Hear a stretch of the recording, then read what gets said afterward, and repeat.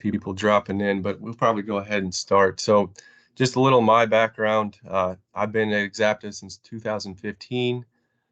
Been here going on 8 years now, kind of more in the technical side, kind of helping with issues, problems, R&D type stuff is what I've been focusing on lately. I do have a farm myself, so I do plant crops as well, so I get the personal experience there as well. But a lot of what I'm going to talk about is basic stuff. This knowledge is definitely out there, but it seems like the basics is what still gets people in trouble. A lot of times, with all the monitors we have today, it's too easy to rely on that and think that you're doing a good job versus getting out, uh, making sure that everything's working correctly, and then kind of what I'm going to hit on more too is planner setup before you even get to the field. And Exapta products are kind of geared towards that. Definitely some other companies doing great things. So it's not all about that here. We're just going to talk about general planner setup and then issues you might find in the field.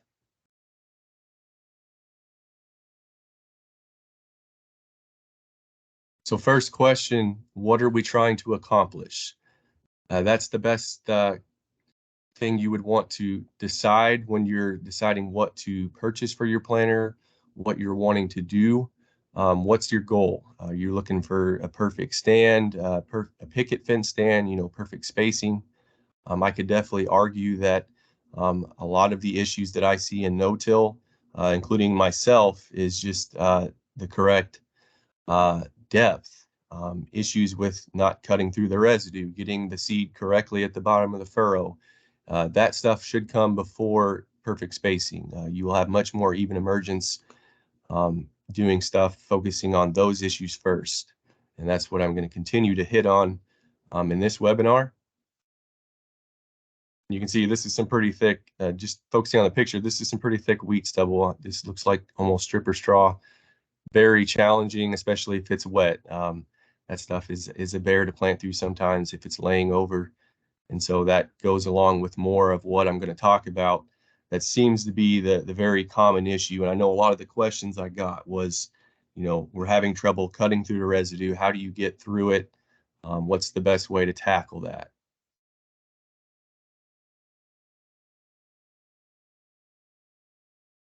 So like I said, back to basics, basic planner design. Another common question would be, can an older planner still perform, still do a good job of planting in a no-till condition, heavy residue, cover crops? The answer is yes. You can have still a basic planner. When set up correctly, it can still do the same type of job as the latest and greatest that's out there. There's more manual tweaks. There's more to check as you're planting. It's not as simple as hitting a button. And so that's why I'm going to point out what to look for, because you have to manually do that stuff when you have an older planter, but they can definitely perform the same. The row unit actually is essentially still the same as it was 30 years ago with the John Deere 7000. The row unit design really hasn't changed that much. And so that's why it can work.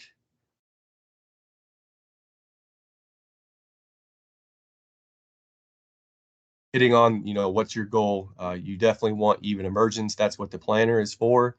You want to try to get every plant up at the same time. You want that can be consistent. Every plant should be identical in size looking down the row. And then you should not, like this picture is pointing out, you should not rely on a rain to get a good stand. Rain bails out a lot of the sins we have at planting time, but at the same time, you should not need that. Really, ideally, even for the plant, rain should not be needed till definitely later into the season. If you have all the residue still there, like this picture, that will help you as well to conserve that moisture that the seed needs to germinate correctly. And so that's what the goal is. That's what we're going to hit on more.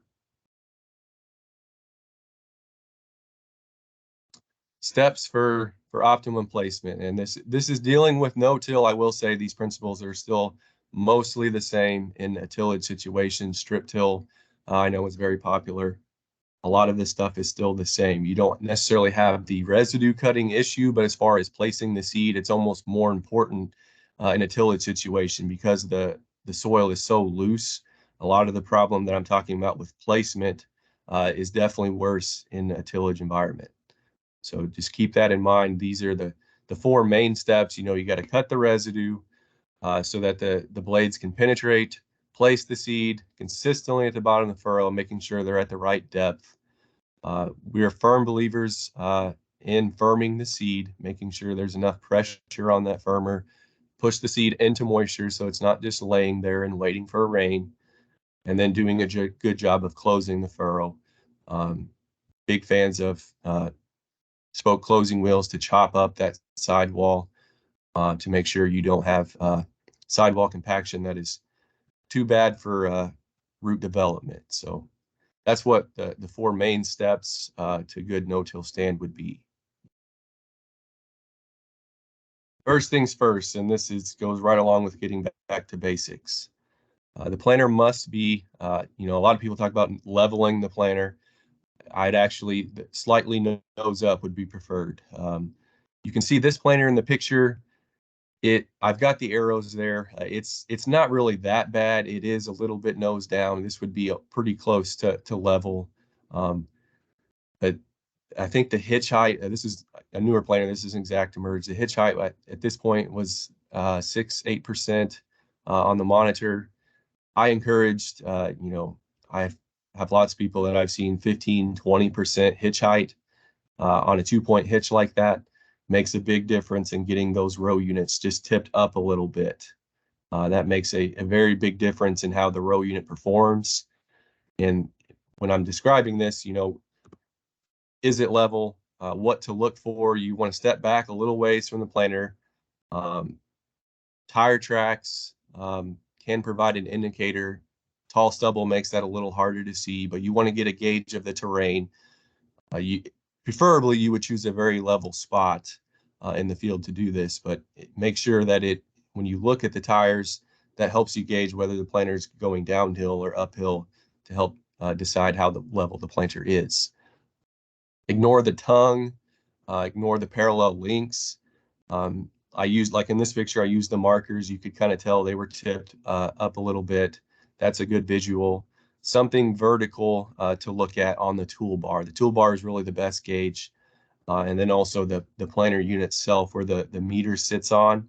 That's kind of a level line that you can tell if they're tipped forward or backward. Kind of helps to see how that would affect the seed tube and the closing wheel. So those are two very good indicators. You can see my two arrows of what I would use to kind of gauge levelness.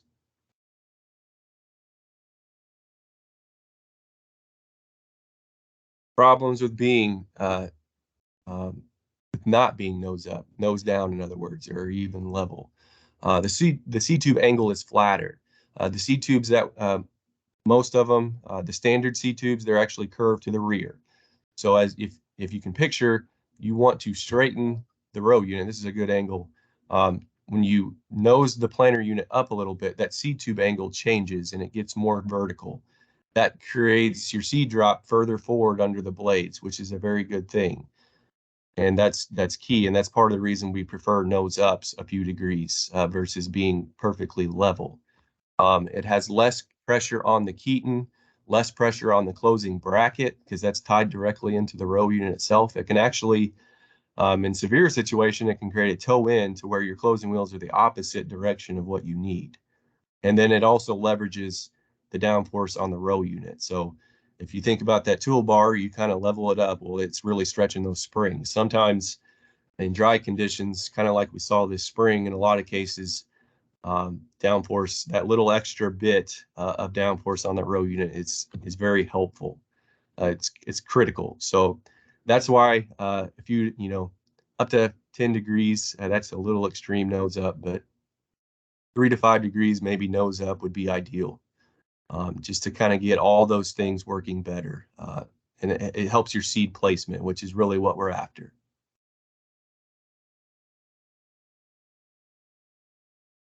So step one, you got to cut the furrow. You have to cut through the residue, which is the #1 problem in no-till.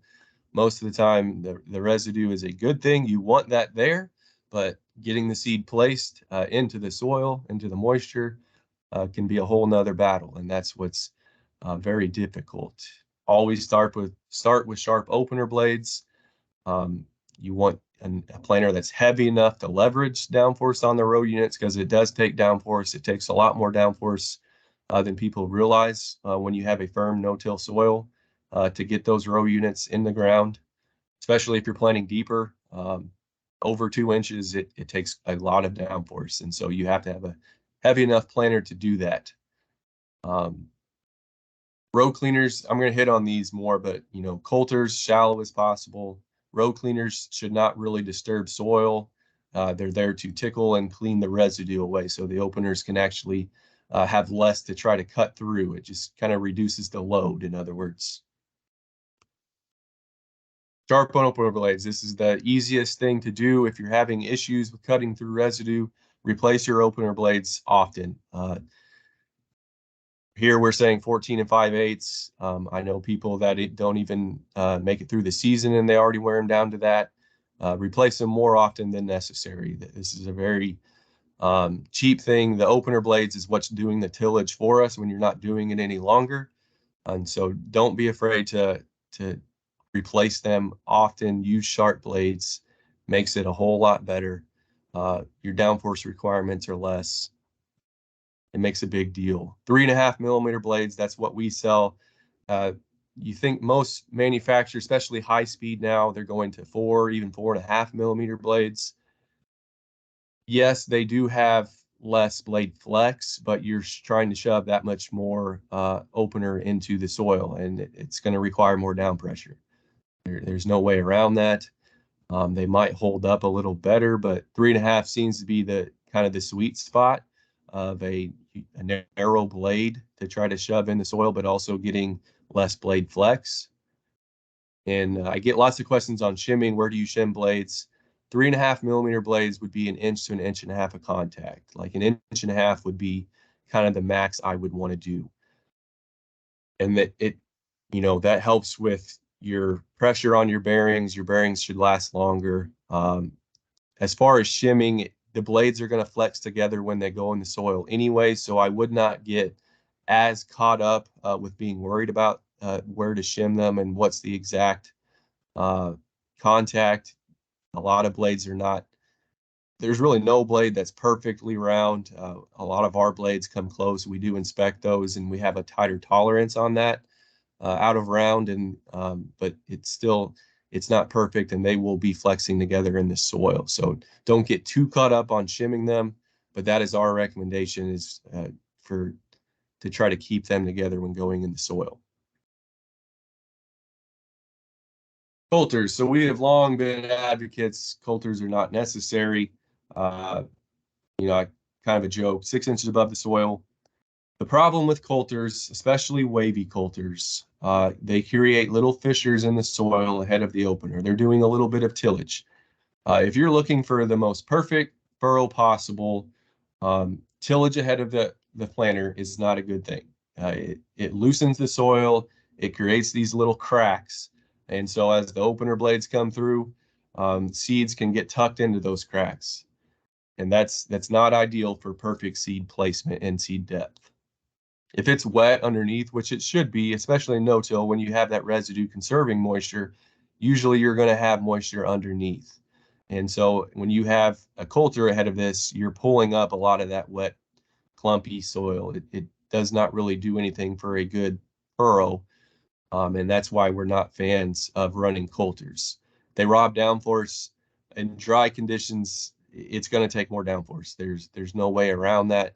When you're trying to shove another piece of metal into the ground, additional downforce will be needed that you would rather have on the opener blades themselves, so that you're getting the seed to moisture at a deeper depth. Usually is the problem when it's dry.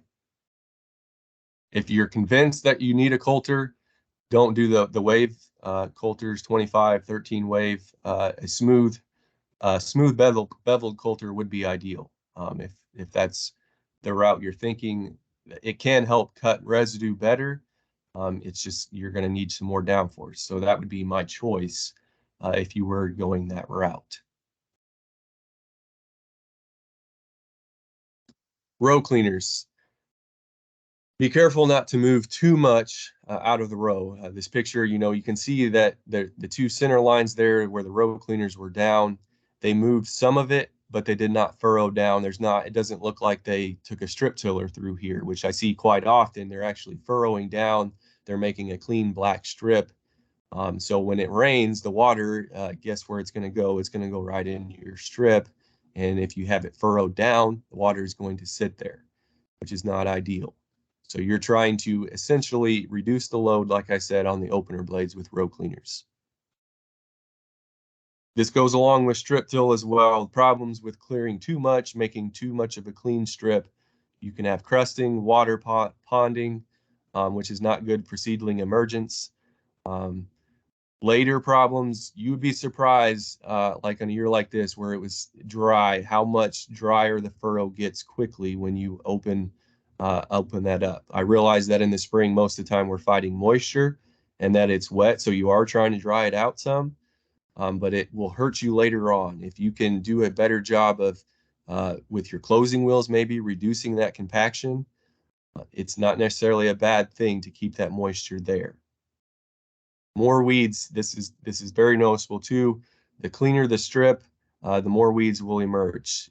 I've seen lots of fields where they've made a very clean strip with the row cleaners, and guess where the weeds were later on. When you have residue covering the soil in between every row, you will have weeds coming up in the row. These are some pictures I took in June here of this year, just showing some pretty extreme residue situations. A lot of these, I mean, these two fields look like they were just combined. The residue did not break down very much. These are northern states, so it's kind of, I mean, they deal with this every year. It's not really surprising, but cutting through this is a problem. That's kind of, and it's going to take down pressure to cut through this type of stuff. This is where row cleaners are a good idea, and they definitely help to clear some of this away. I can see how the blades would have a hard time trying to cut through all of that material. I will say when I was evaluating these on June 3rd, there was plenty of moisture there. This was very hot and dry. The growers were concerned about getting seeds out of the ground. These were actually planted. They just did not get the seeds to depth. And so you can see a few of the seeds though on the right picture. They had a little better stand, but there was plenty of moisture for early plant growth there under the residue. It's just getting those seeds down there is an issue. And that's where I would be a little more aggressive with the row cleaners, a little more aggressive with down pressure. If you think about down pressure, like when you have a mat of residue like this, you can definitely get away with more down pressure. Sidewall compaction will not be as much of an issue because you have that cushion, you have that layer of residue.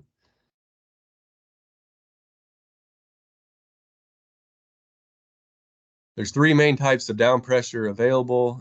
The old standby would be springs. There's air, which is pretty much the factory go-to now, and then you have hydraulic downforce. Each of these can be the same if adjusted correctly.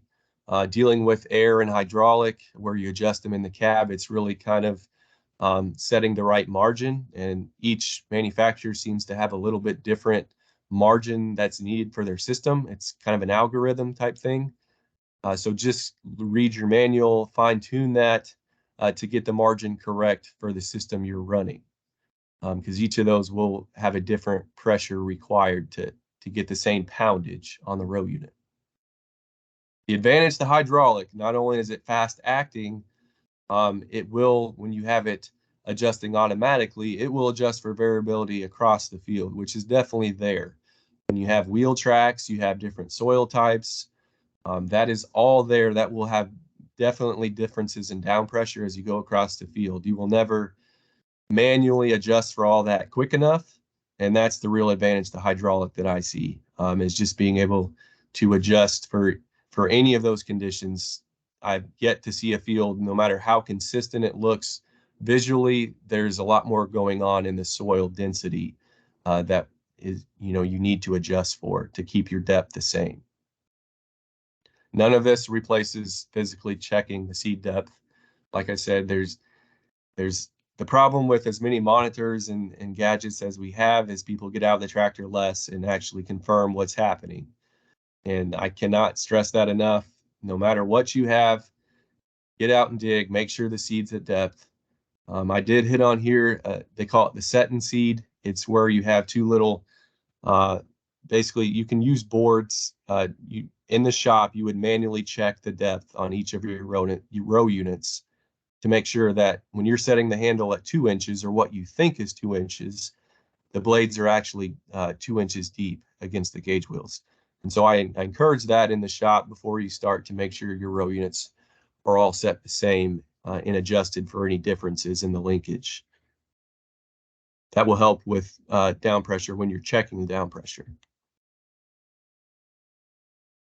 Step 2, place the seed consistently in the bottom of the furrow. And I think this is another big hangup when no-tilling. Besides cutting through the residue, it's seed placement. And this is, like I said, a problem in tillage as well. The planter needs to be nose up, well-defined sidewall. The furrow needs to be the proper width. That has to do with your seed tube guard. And then the seed tube needs to be in good condition to place the seed correctly into the furrow. Well-defined sidewall. So this is where down pressure plays a big role. You have to have adequate pressure on the gauge wheels to keep your sidewalls intact until the seed reaches the bottom. This is nothing new. This is known, but it's still continually see this in the field where the seed is at its slightly different depth, and nothing else seems to be the culprit other than there's soil falling in before the seed reaches the bottom. The gauge wheel, when you're setting your gauge wheels, the gauge wheel should rub against the blade in planting position. So if you're in the shop in the winter, push up on the gauge wheels, pull out on the arm a little bit to make sure that there's no play in the arm, so you're counteracting for that, and set the contact at the rear of the blade. You can, if you don't push the arm into planting position, however you set that gauge wheel, it will be off once you put it down in the field. So push up on the arm, pull out on a little bit if you have a little slop so that you can correct for that, and then set the contact so that the gauge wheel is rubbing on the blade at the rear. That will keep a lot of these issues of the sidewall staying intact. So I have the question mark there, RID gauge wheels. I feel like this is kind of in the past now, where you have the reduced inner diameter gauge wheels. They have a little indentation in the gauge wheel right along the blade. It lets some lifting of the furrow happen as the blades exit the soil. This is not a good thing.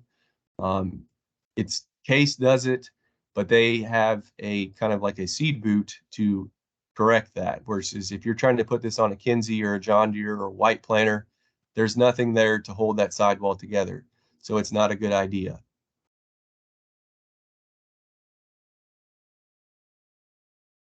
Talking about gauge wheels. So 3-inch tires seem to be the thing. This is more popular on drills, air seeders, where you're only running one and you have narrow rows. You're running over that much less residue, which would be the advantage here on the planer too. But the only downside that I really see is sidewall compaction is moved closer to the furrow. So you have 2 gauge wheels, your sidewall compaction can be worse. Now, caveats to that would be narrow gauge wheels are beneficial if you're trying to stay in the shadow of your row cleaners. That little 1.5 inches closer, it kind of stays into the shadow of the row cleaners, so you're not running over residue that hasn't been cleared, and you're avoiding root balls. If you're not really running row cleaners, you run over less residue. You can get a little closer to the old row, there is advantages there. If you have delta force or hydraulic downforce, that is already helping your sidewall compaction where it's adjusting. That's another good reason. Narrow gauge wheels probably is not really a negative there either. So those would be my 3 things that I think would be fine, or situations. Just keep that in mind, that the compaction is closer when you go to narrow. So Exapta, we're selling the Polyflex, which is a polyurethane gauge tire. So you're getting the life of a poly tire. It's much longer. They will hold up better to residue and punctures, but it has an air cavity in it to give it some flex. So this helps to shed mud, and this helps if you're running over root balls or any types of residue. to absorb that cushion a little bit. It's not just rock solid to where it's going to bounce. And if you're running heavy down pressure and you're trying to keep things consistent, you can see how having just a little bit of flex can make a difference. And so that's what we were after. It seems to hold up. I'm very confident with, twice the life of a rubber tire, probably more than that in most situations. But that's kind of the background on the Polyflex and why poly seems to be definitely the way things are moving because of the resistance to punctures. They will hold up much longer. Gauge wheels seem to wear out very fast in no-till, and that's the downside to the rubber.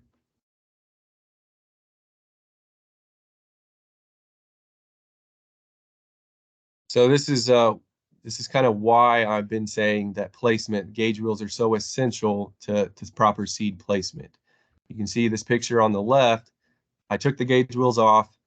Look at all those cracks. The furrow is prematurely lifting because the blades are exiting the soil, and there's that seed not in the middle of the furrow. It's actually under the sidewall. That seed will not only will it not get firmed, it will have a hard time growing. It has to grow straight up. So in order for this seed to do that, it's going to go sideways and then up. It's just not really the ideal thing for even emergence. And you see that not just without gauge wheels, but coulters. It also hits on what I was talking about with the little fissures. Any little cracks or premature breakage of the sidewall, that's where the seeds will go. And we see it quite often. This video here kind of shows, this is a very well-defined furrow. There's nothing falling in ahead of the seed. You can see the seed tube guard there is still, it's not wore out. That furrow is plenty wide for the seed to reach the bottom, and the Keeton will come through and firm that. And this just hits on why that's so important to have your gauge wheels with adequate pressure on the sidewall, because you have to have a well-defined furrow, because you can see the end where the seed actually comes out is almost past the blades. So the only thing that's keeping that furrow together is the gauge wheel pressure. And so the seed will land a couple inches back from the end of the blades. This just also is a visual on sidewall blowout. Most people understand that that's a problem, but it still, I still see it in the field. So that's why I just want to kind of a reminder here in this webinar, just talking about that is still an issue, and to check your down pressure. Unit mounted fertilizer openers or anything, any other attachment that's mounted to the planter unit itself creates the same problem. So they have too much disturbance too close to the seed furrow. Most common would be 2x2 placement of fertilizer, starter fertilizer. Well, when you're only 2 inches away, you can again create those fissures, and it creates disturbance for the seed itself. Preferably 4 inches to the side would be far enough away where you're not actually disturbing the furrow, but you're still able to place the fertilizer.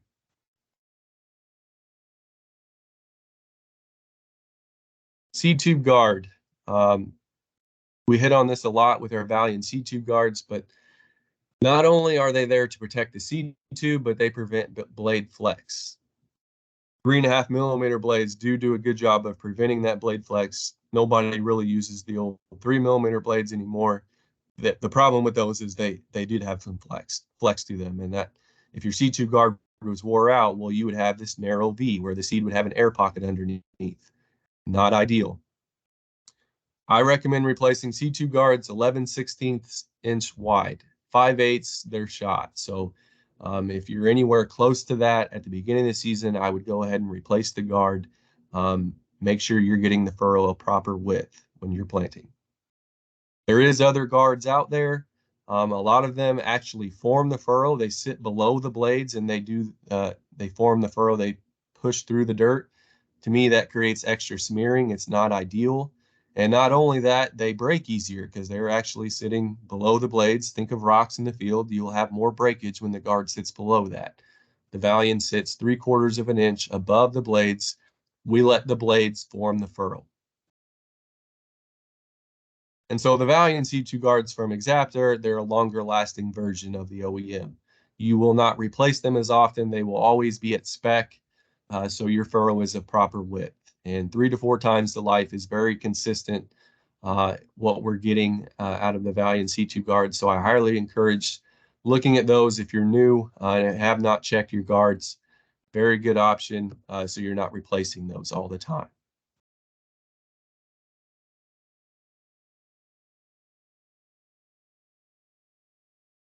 Seed tubes. So cracks or chips in the seed tube, and like I touched on, this should not be happening if your seed tube guards are up to par. Just check your seed tubes. This will also affect your seed placement. It'll throw the seeds off to the side or out of the furrow. Make sure the end of your seed tube's in good condition. The big thing now is the brush belt or speed tube, the controlled seed tubes where they're carrying the seed down to the bottom and releasing them at the same speed of the planter. There's an advantage to that. There's no question. Like I touched on with seed placement, when you're relying on gravity, the seed can be released further back because it has so much force behind it. Whereas when you control the release, it's dropping better. It's not bouncing. It's controlling seed bounce and where the seed is placed. So there's an advantage to this, no matter if you're wanting to use these for high speed planting or not.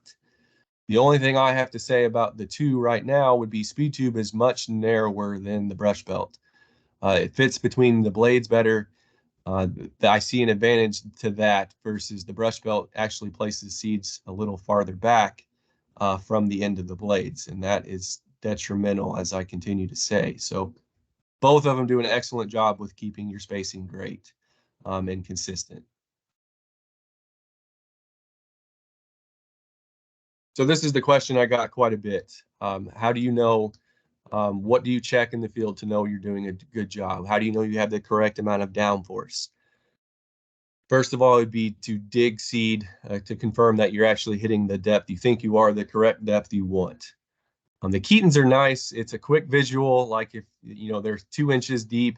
If you can see just the top of that Keeton, you're hitting 2 inches on depth. But it's in between, like the arrow I have here, in between the gauge wheel and the closing wheel, gives you a very good visual of what's happening as you're going across the field. Now, where to check this would be multiple places. You want to check it in when you know you're in a hard spot where there's compaction to make sure you have enough downforce, and then maybe another spot where it's either wetter or the soil is looser, so you can kind of get a good average of your overall field condition. Check both of those spots. Check multiple spots. It will pay off. And you can see in the picture too where I'm talking about, the furrow walls are still intact. And to know that, you want to push up on your gauge wheels. When you get out and check your furrow depth, make sure the gauge wheels are actually at the depth stops. If there's play in the gauge wheel, if you can push up and down on them, they're not actually hitting the soil firmly. They're not hitting the depth stops, so they're not really set. You're not hitting the depth you should be. So that's another key indicator you have enough down pressure. If they're hitting the depth stops, you have enough down pressure on the row unit. Now, on top of that, make sure your furrow is well defined. You can see here, there's no collapsing of the furrow happening here. So there is definitely enough pressure. Now, when you get into too much pressure, usually too much pressure is more of a condition in wetter conditions.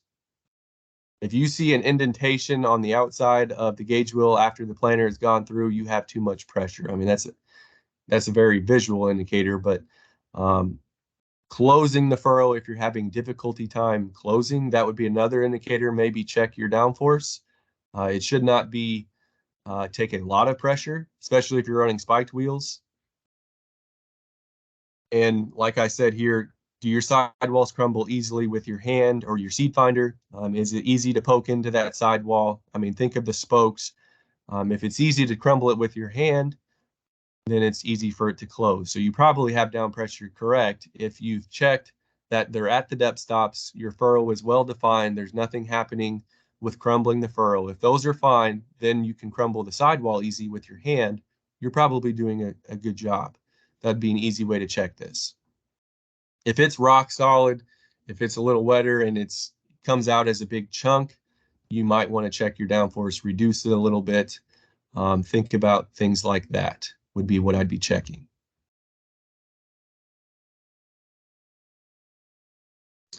Firming the seed. This is critical. I think this is what a very important piece was needed in no-till.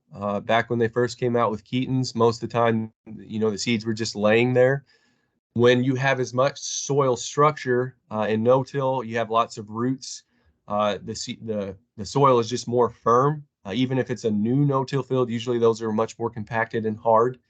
It's harder to get the seed correctly into the furrow. You don't just want it laying there, and that's where the Keetons. That's where firming the seed is so important. So you get that even emergence. So every seed is pushed into the moisture that's in the furrow. This is a visual indicator too of a well-defined furrow. So I'm going to try to stop it when um, okay, so this right here is the seed. You can see how this firming wheel is probably 5 inches back from the edge of the blades. This is a pretty well-defined furrow. The sidewall is really not falling in prematurely, but just look at how far the seed actually goes back. It's way back there. It almost hit the wheel. So you can see why that's so important to have this furrow well defined long after the blades have exited the soil. Because seeds can still fall in way back here. So if you had this soil falling in, this seed would be at a different depth. And that happens more often than you think. So that's what I'm trying to point out with down pressure, why it's so important to make sure you have enough pressure on your gauge wheels. So this seed will still be firmed, but it's probably at a different depth. All of these seeds are getting thrown. They're getting way back there at the end of the gauge wheel.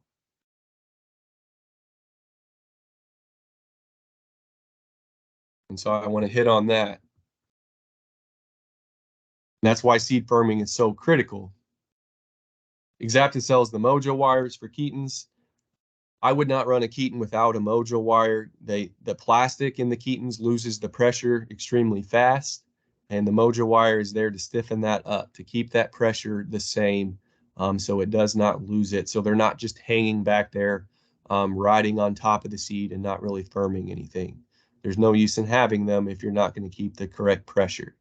Mojo wire is a big help in that. This is a good visual of why you don't want this. The seed's just laying there. You're relying on a rain. You're relying on enough moisture to get down to that seed for it to germinate. Also, you're relying more on the closing wheels in this situation to do a good job of packing the soil completely around that seed so it's fully enveloped and eliminating all the air pockets. In a no-till situation, this is extremely hard, and that's what we're trying to hit on. You have to do an inordinate amount of tillage and then put a bunch of pressure on that closing wheel to get all that firm back over the seed.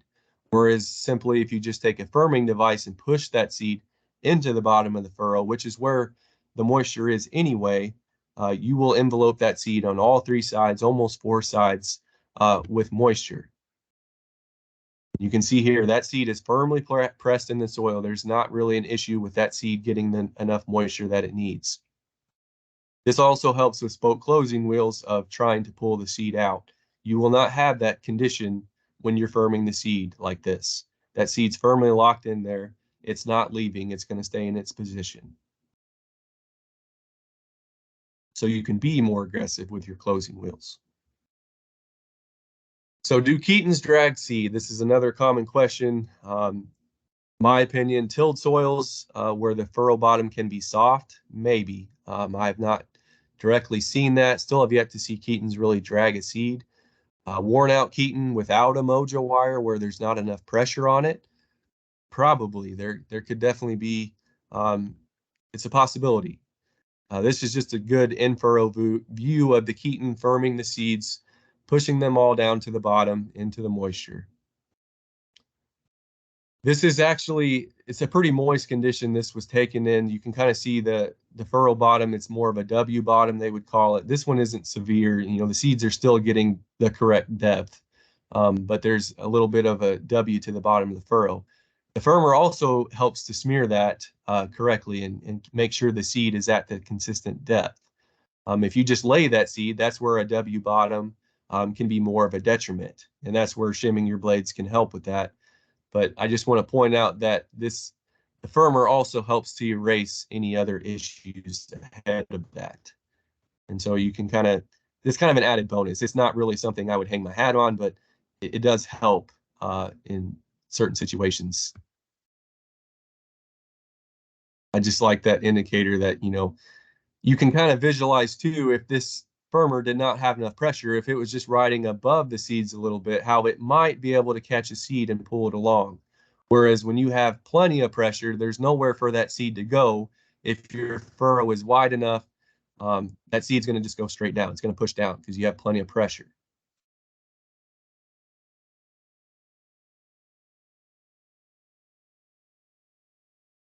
So Keetons have been around forever. There's been lots of studies. Uniform timing of emergence uh, definitely helps yield. It's been proven over and over. This just kind of confirms that. This is from way back 2007 to 2010, just how critical even timing of emergence is to yield.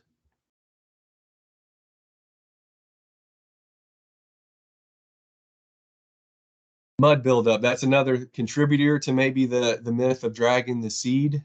You can see in these pictures the Keaton looks really clean. This is another reason why you would run a mojo wire and why it's such a good thing to have good pressure. Clearly, the planter went through a muddy spot here. It's just nice to see those Keetons are still very clean and nice and shiny white.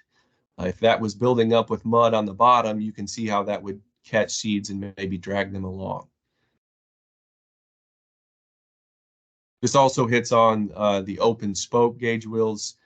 Why I would, when I get questions on that, when do you really need an open spoke? That seems to be what everybody's using. This would be the situations where it's helpful. Like if you happen to hit a wet spot, it's easier to clean these out. The mud will get thrown out.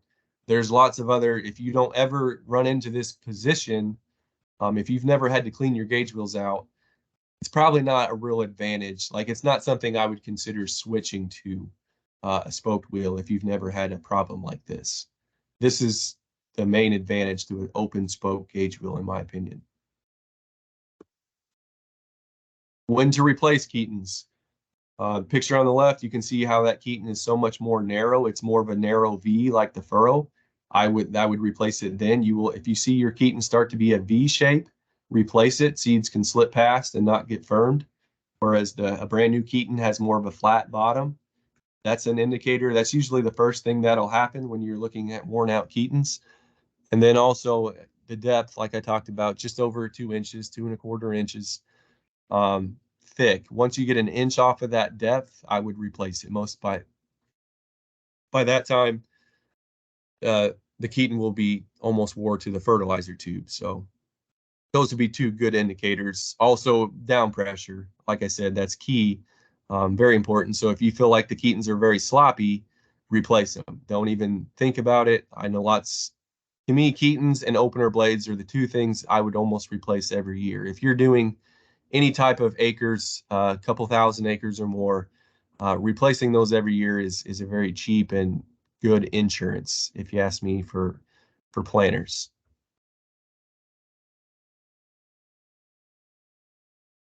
Talking about Keetons, I did have a question. The black Keetons, they call them the low stick Keetons.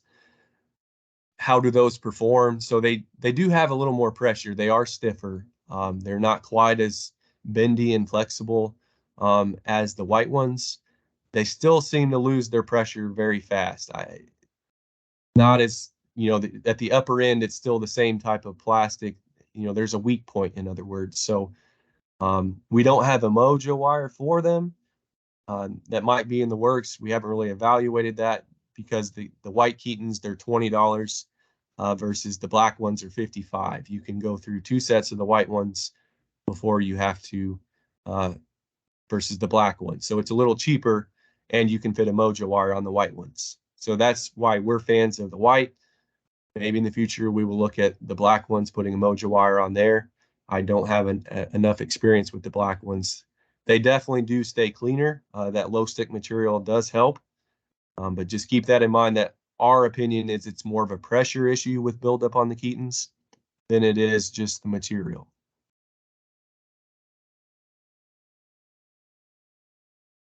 So step 4, close the furrow. Um, It says gently close the furrow, but be aggressive would be my opinion. The sidewall needs to be eliminated above the seed. So you should still, when you're digging seed, it should still be easy to find seeds, especially in no-till. It should be very easy to see the furrow and dig straight down and find the seed since it's locked in and firmed. It should not be really hard to find where that is. You should see a little bit of that sidewall around the seed. You don't want to break it up all the way to the seed's depth. You can risk pulling up the seed that way. So that's why I'd recommend above that, making sure you're shattering the furrow very well with that. Like I talked about, no need to pack the soil closed. It takes a lot of pressure to really pack the seed like you would in a tilled environment, where you completely envelope that seed and eliminate the furrow altogether. When you're doing that with a no-till soil that hasn't been touched or tilled and loosened, it creates a lot of pressure that's really not needed. Another key when you're setting the spacing, make sure, first of all, that you're centering the closing wheels over the furrow. And then what we try to aim for is 2 inches on the inside of the wheels, on the inside of the spokes between the wheels.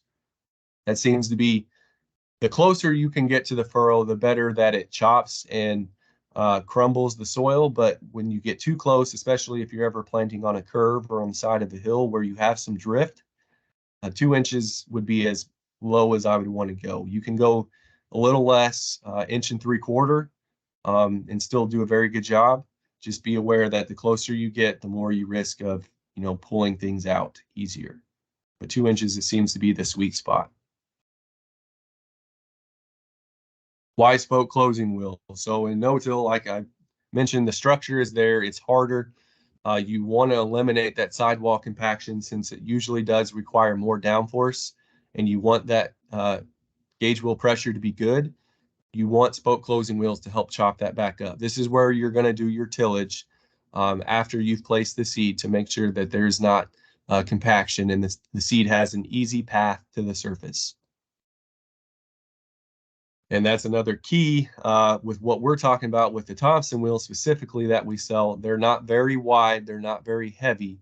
We are trying to crumble the soil and not really pack. We're not doing a lot of packing of the soil over the seed. So that way the seed has a very easy path to the surface. It warms up the soil a little faster and helps with oxygen exchange to the seed. Oh, this is a video. So yeah, just showing the crumbling of the soil. This is a very dry condition, so it crumbles very nicely. But what's unique to the Thompson wheels that you can see very well in this video is the angle.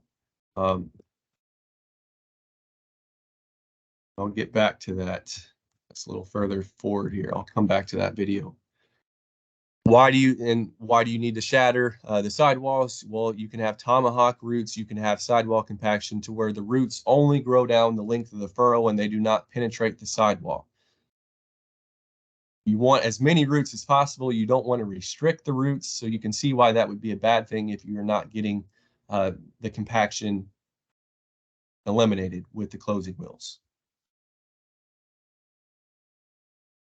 This is an example, just digging, you can see that big chunk of soil there. There was some sidewall compaction. Now, it didn't really visually show in the corn plant, but the roots were restricted some. They were mainly in the furrow. They weren't really growing through the sidewalls.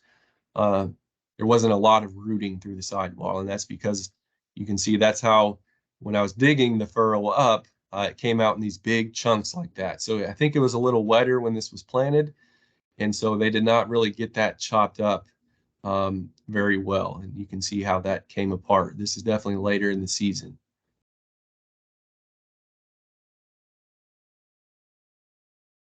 So this is kind of the visual that I was saying. When you dig down, you can still see just a little bit of furrow around the seed yet, but everything else is loose. It's easily brushed away with your hand. There's no really defined sidewall left above the seed. That is ideal.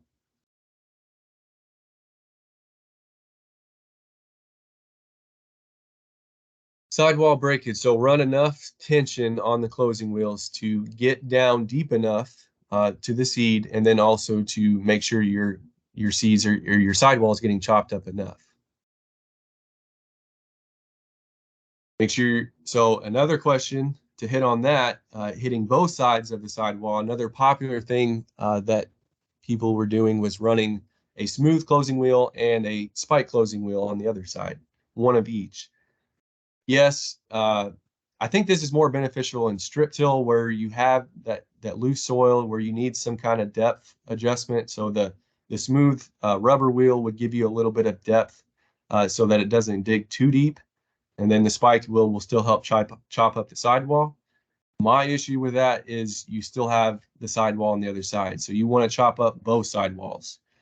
You don't want your roots just going over to one side. You want them through the whole soil, both sidewalls. So my recommendation is 2 spiked wheels and being aggressive with them to make sure you don't have sidewall compaction.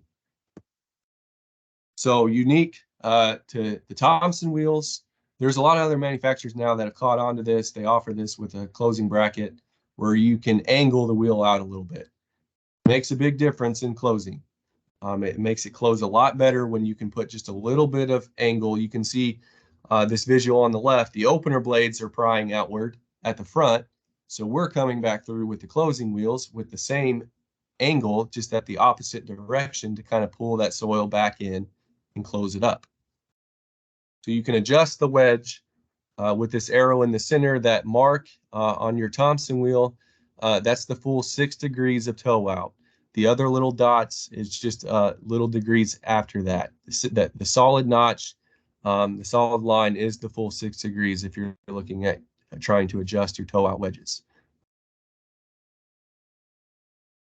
So I'll go back to the video since this showed each one. So this one would be 3 degrees of angle on the closing wheel.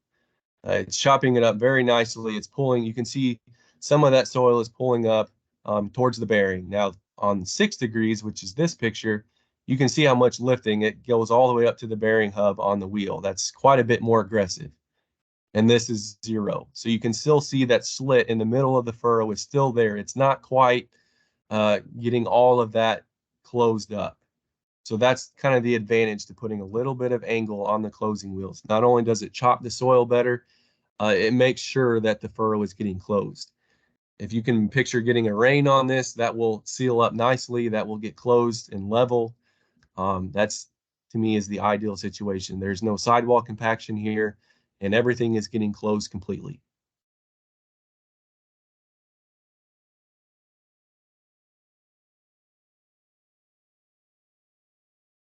This just hits on the Thompson wheel. We have a 5-year warranty on the bearing. We have an oversized bearing. Bearing issues are non-existent with the Thompson wheel. So if you're facing that ever, this would be an advantage. The spikes are only 1.5 inches long, so they kind of self-limit themselves on depth because they're squared off on the end of the spike as well. So going too deep and really long spikes, you don't have that issue. But we're a very narrow wheel, only 1/4 inch wide, and that's, like I said, you're not wanting to do a lot of packing. You're wanting to basically go sideways and pull that V back together.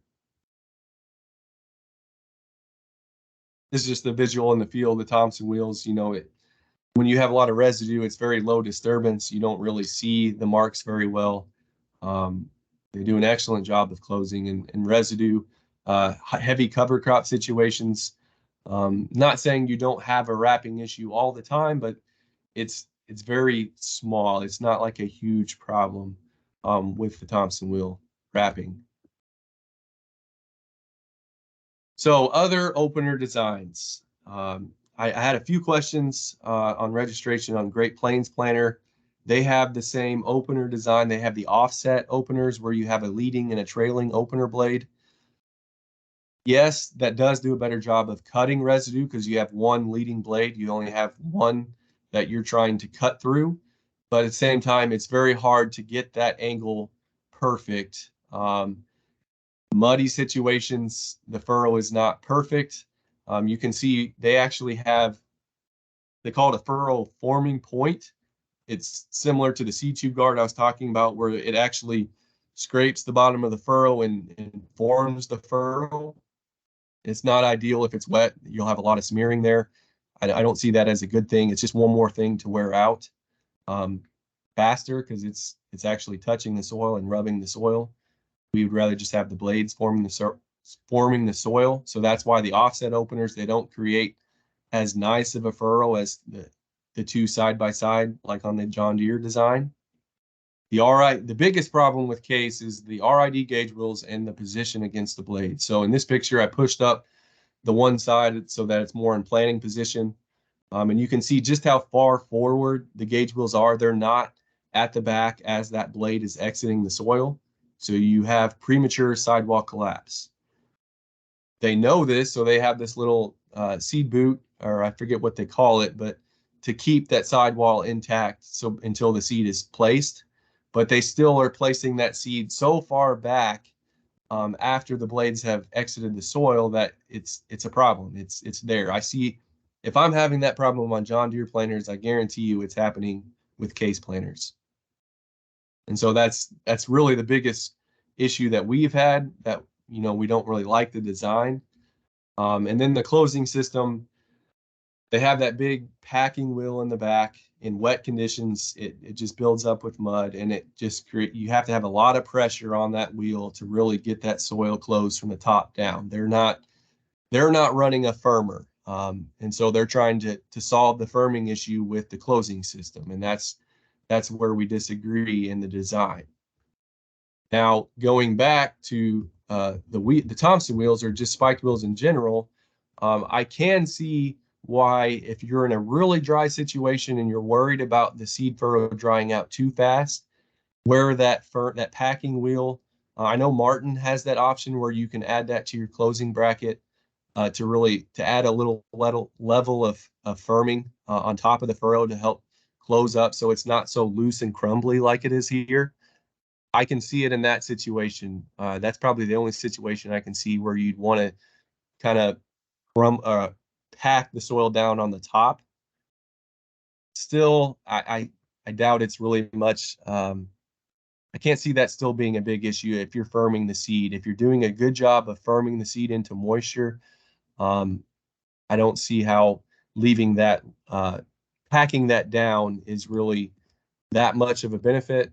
I'm just throwing in the caveat, that would be the only place I would want to see that big packing wheel, or why that would be helpful, is preventing the furrow from drying out too fast, because it definitely does. If you're probably the larger problem is if you're clearing residue away too much and you have too much of an open kind of strip, that soil will dry out extremely fast. So if you're trying, if that's an issue for you, you feel like your furrow is drying out too fast, maybe don't be as aggressive with the row cleaners and try to keep as much residue in your soil as possible. That's a whole nother conversation. Some of these questions too with the row cleaners I'll hit on, like when you have piles of residue in your field, that's another situation where row cleaners are helpful, but that's more of an issue with the combine, or making sure you're doing a good job of spreading the residue, because that's the last pass in the field before you plant, usually, if you're in a no-till system. So residue management is key to getting away without using row cleaners, for sure.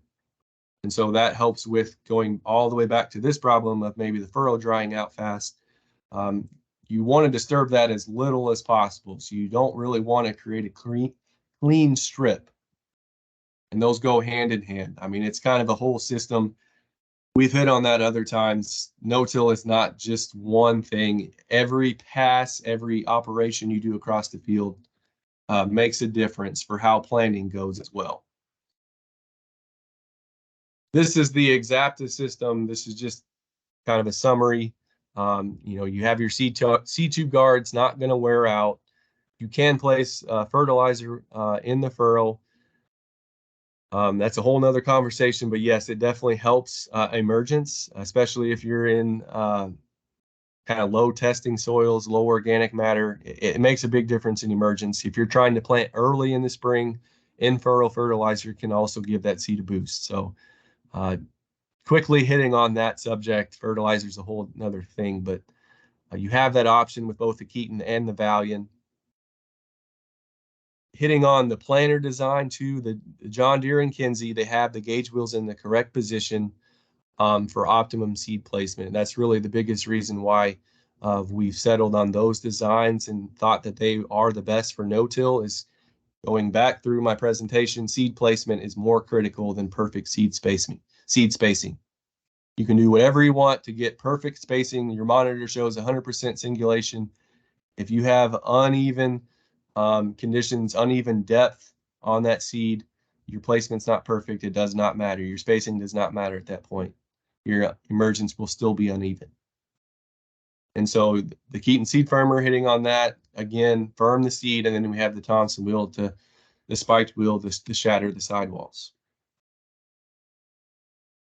Part of where I learned all of this information is from newsletters. Matt Hagney, the founder of the company, he was very generous. He tried to share as much information as he could from all of his years of learning, not just from himself, from other people. I know he has lots of people that he's learned from.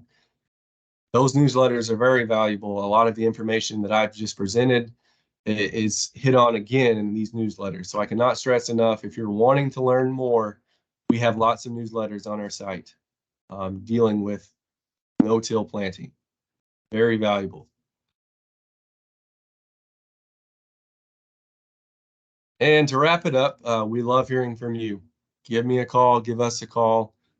That's what we're here for. I'm answering the phone every day. Love to hear your problems, solutions. If you have a little solution you think worked well for you, I would love to hear about it, because I don't think the openers we have are still perfect by any means. There could definitely be improvements across the board with planting. So very open email, call. We have some videos we're recording this presentation. We are going to have this uploaded to YouTube later. We'll share that probably with email or something.